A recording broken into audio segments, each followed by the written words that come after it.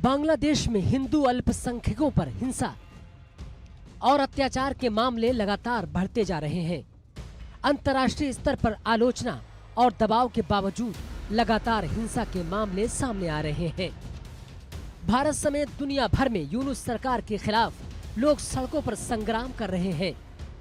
बांग्लादेश में हिंदू अल्पसंख्यकों पर लगातार हो रहे अत्याचार को लेकर इंटरनेशनल लेवल पर मोहम्मद यूनुस की अगुवाई वाली अंतरिम सरकार की आलोचना हो रही है। इसके बावजूद हिंदू समुदाय के खिलाफ लगातार हिंसा के मामले सामने आ रहे हैं। इस बीच दिल्ली की जामा मस्जिद के शाही इमाम अहमद बुखारी ने बांग्लादेश सरकार की आलोचना की है। उन्होंने चेतावनी देते हुए इस हिंसा को फौरन रोकने की मांग की है। शाही इमाम बुखारी ने बांग्लादेश सरकार को याद दिलाते हुए कहा कि भारत और बांग्लादेश के रिश्ते हमेशा गहरे और सहयोगात्मक रहे हैं, लेकिन बांग्लादेश में मौजूदा हालात अच्छे नहीं हैं। खास तौर पर वहां के अल्पसंख्यक समुदाय के खिलाफ लगातार घटनाएं हो रही हैं। बांग्लादेश सरकार को हिंदुओं के खिलाफ नाइंसाफी और हिंसा रोकने के लिए ठोस कदम उठाने चाहिए। शाही इमाम का ये बयान ऐसे वक्त पर आया जब भारत 1971 के जंग की सालगिरह मना रहा है। भारत ने साल 1971 में ही बांग्लादेश को पाकिस्तान से आजादी दिलाई थी। शाही इमाम ने पूर्व पीएम का जिक्र करते हुए कहा कि उनकी पार्टी अवामी लीग और उनके समर्थकों के खिलाफ हो रहे पलटवार और हिंसा बांग्लादेश का आंतरिक मामला हो सकता है, लेकिन हिंदू अल्पसंख्यकों पर हो रहे जुल्म, हमले और हिंसा को किसी भी हालत में स्वीकार नहीं किया जा सकता।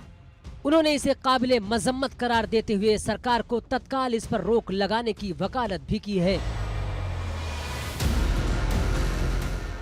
शाही इमाम ने बांग्लादेश सरकार को लिखे लेटर में कहा कि भारत ने हमेशा बांग्लादेश को एक मददगार की तरह सपोर्ट किया है।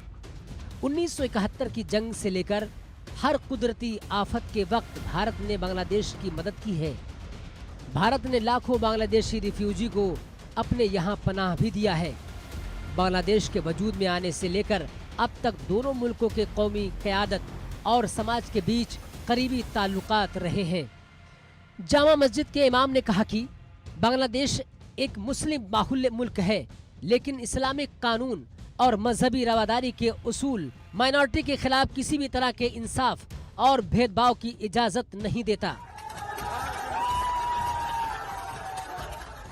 उन्होंने बांग्लादेश के पीएम मोहम्मद यूनुस से अपील की है कि वो अपनी इंटरनेशनल शोहरत को बनाए रखें और हिंदुओं के खिलाफ हिंसा पर फौरन कार्रवाई करें और मुल्क के छवि को बनाए रखें।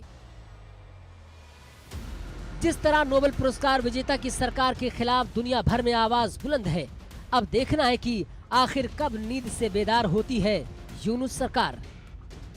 Bureau report, India news.